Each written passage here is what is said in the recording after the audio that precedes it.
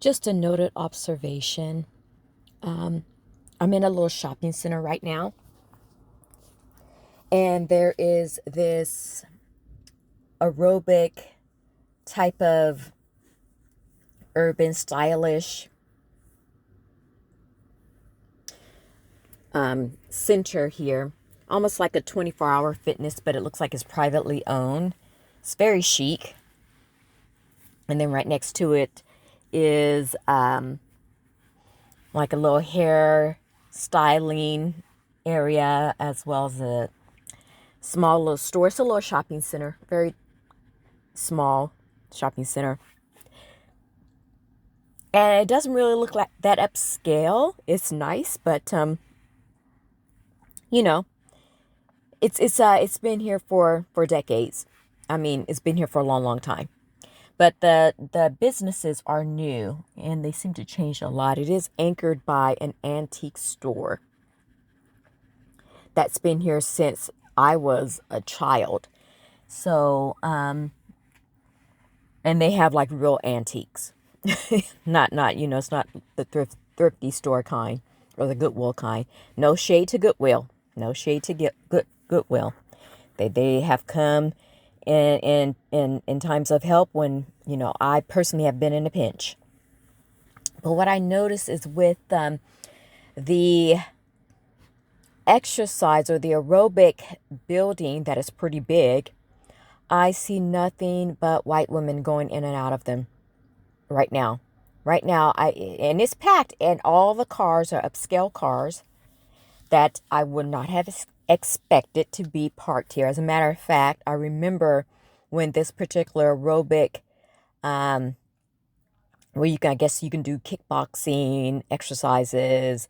It's all, again, it's like a 24-hour fitness, but kind of, yeah, chic or whatever, privately owned. And, but I'm just surprised at how many out of shape white women are coming in. And it's still early morning, still very much early morning. And what that tells me is how many of them either do not work or they have a flexible schedule. Because why aren't they at work?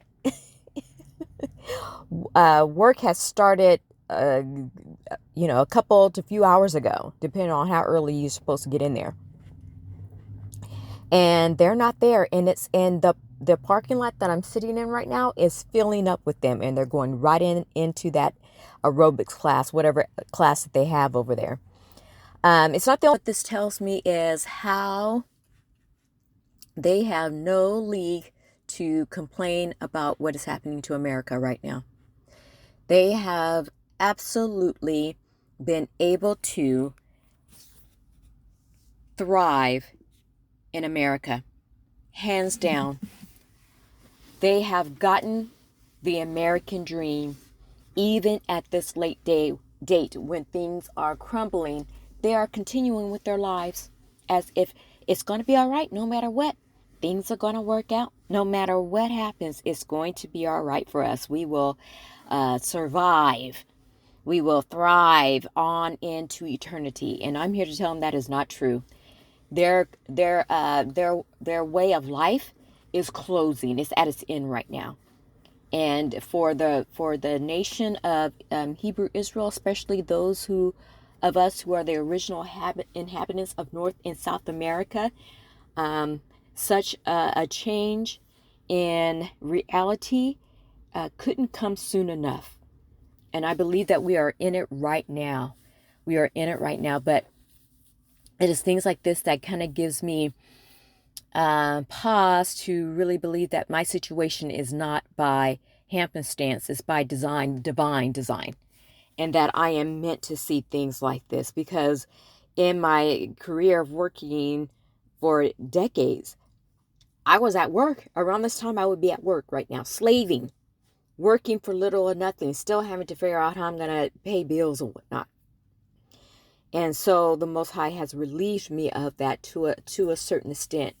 And I also believe that too is by divine, because if you were to look at my situation, you would kind of look at me like, you should be panicking, you should be da. But Even when the thought comes up, the Most High has kept my spiritual core calm.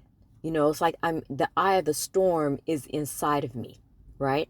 Even though there's all kinds of things out there that I know is set to ruin me. But it hasn't happened as of yet, and I knock on wood, it will not happen ever. And so, guess what, Black people, especially the women, soon enough we're going to be in that same position too. And the last thing I want to say is about bed winching and bed bucking. I probably mispronounced that. I don't care. You know what I mean. In the kingdom, when it is first manifested, due to these ones of the Caucasian race and all their hues, there's going to be an abstention or an abstaining from us interacting with them sexually. And I know for a lot of us, and including some of us in Crisis Kid Administration, we're going to have a hard time with that because we've been waiting to bed buck and bed winch. And some of us will probably want to use the cover of, well, I am anointed, I know I'll be okay. No, it's not about you. It's about how this will reflect on the healing of the nation. And yes, it will reflect on it, and it will move through it in a way that the Most High may not want it to move, and may know more than you that it ought not to move. And so for just a small period of time, you can either stay single, or you can enter yourself in the opposite set of sex of the person who looks, sounds, smells, and act like you do, right? Especially the look.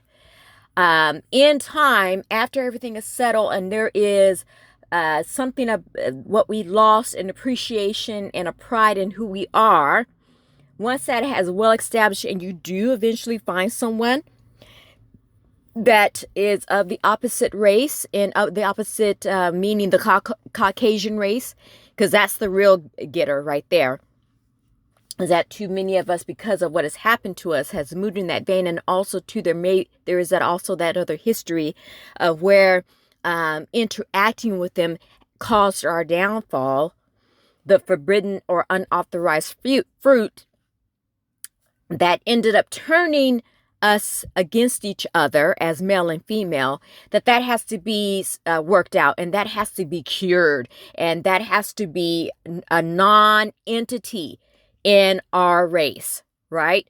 So that if you do marry someone outside your race, it's not going to have any effect, because many times those men and women who are marrying you, they have an ulterior motive. Your heart may be in the right place, but what has been proven is that theirs isn't. And so at the early part of this, your fantasies, for those of you out there, of wanting to be with foreign people will not be fulfilled. And a lot of Black folks are probably going to be very, very angry about this, because it's going to mean them break up a lot of relationships that they don't want to have broken up.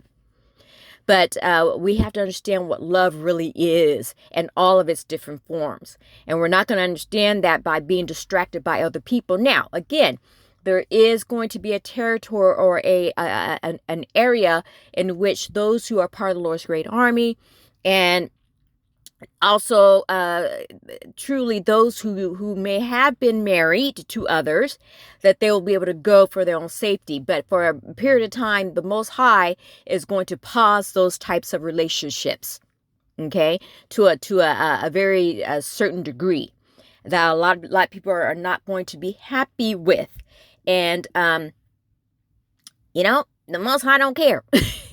The whole idea is to give us the most opportune chance to recover from what has happened to us. And how Satan has brutally infected and affected us down to the cellular level. And so all of that has got to be recalled and accounted for and healed and released, so that when we are in relationship with someone who is not of our nation, someone who's not of our bloodline, someone who's not of our race, it doesn't mean that they can come in with ulterior motives and co-opt what is going on with the central race, thereby creating fissures and disruptions and ultimately destroying it. You see, right? Whatever they want to do, it's going to have to elevate the base race, right? Just like so many of you do right now in Satan's world. When you marry them, their race benefits. When a black man marries a white woman, the white people benefit, not black folks. When a black woman marries a white person, again, the white people benefit. But of course, white men marry far less black women than they do any other race. And as a matter of fact, they pretty much marry their own in droves. There's real no significant hit to their race of men and women. You see, right? And so and that it goes for with every race, aside from those of us who are descendants of American slaves. So a lot of that has got to change. And yes, it's going to feel uncomfortable, but we've been warned by the ancients that many tender relationships will be broken up. And even for the anointed ones, it doesn't mean that you, once the new kingdom is established and manifest, that now you get to go bad hopping with all the other races of children, because they're at a disadvantage already. And they're not, let's be honest, they're not ready to be with you right now. They need to walk through their walk without you confusing them sexually. So, and I believe that the Most High will put that, is going to make that very, very clear, and will put a spirit all over the land where you won't be able to even the desire to do it will be, won't resonate with you, right? You would just, the Most High is that powerful. So, I'm just here to give you an alert, that this world has been beneficial. This wicked world has been beneficial for everyone, except for the descendants of American slaves. And I would have to say large parts of Africa. But Africa got themselves into the lion's claw, right? They put their hands into the bear trap, where it remains to be seen if North and South America did. I'm leaning toward that they did not. They were betrayed. They were ultimately betrayed, and that was probably due to the what happened with the War of Tartaria. But I digress. All that truth has to come out, and we have to be healed from it before we can integrate and share our bed and our hearts and our minds with our open enemies. And why would you want to? That would, what kind of lust is residing in you that you would even want to do that still? Even after Armageddon, you still want to do that? Okay. I'm kind of side-eyeing you right now, if you do, right? But, yeah, so a lot to be worked through. And, but in the end, it's going to work out, because eventually, if you want to experience the flavor, colors, or whatever, at a certain point, I'm sure that will be allowed for you to do. Okay. Thank you for listening. But restraint is going to be the key. Have a good day.